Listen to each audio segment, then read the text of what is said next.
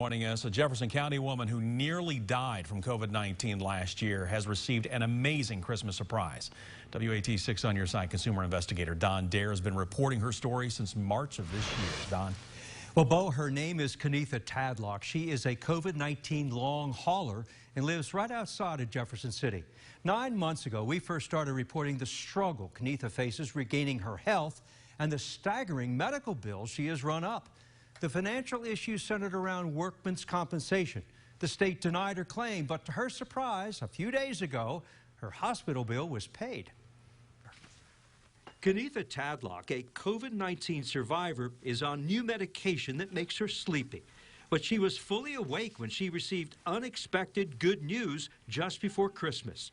Here it is. Her big hospital bill, hundreds of thousands of dollars, accumulated when she was at Jefferson Memorial Hospital last year, has been paid off.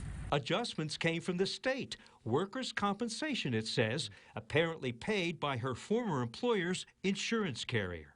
My hospital bill that was once $600,000 is now got a zero balance on it. Did you ever expect it to say zero balance?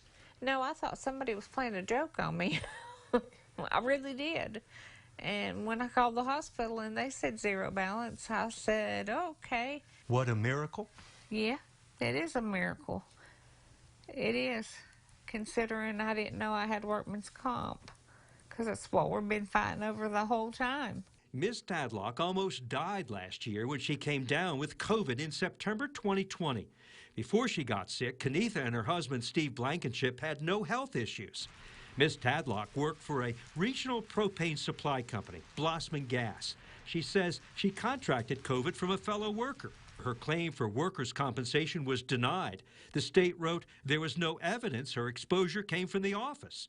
The 45-year-old grandmother's disability income from Blossman expired 9 months ago, yet in her lap, when we met last May, were hundreds of thousands of dollars of unpaid medical bills. She had exceeded the company's insurance quota. You look on those papers there. All year, Kenitha worried, how will she ever be able to pay the bills? So she appealed the state's initial denial of her compensation. A hearing finally was scheduled 2 months ago, but was postponed. Then, a few days ago, the surprise arrived. But this has to make you... This makes me feel wonderful.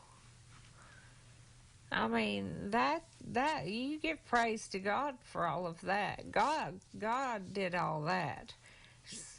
He touched that. I begged and pleaded with them to help me do something, and then I dropped down and got down as far as I could on my knees and cried and asked God for help, and boom, within weeks, it was at a zero balance. And she is grateful. We reached out today to the Workers' Compensation Bureau in Nashville. We were told the state does not pay workers' compensation medical benefits. Instead, those payments are made by the employer's insurance carrier.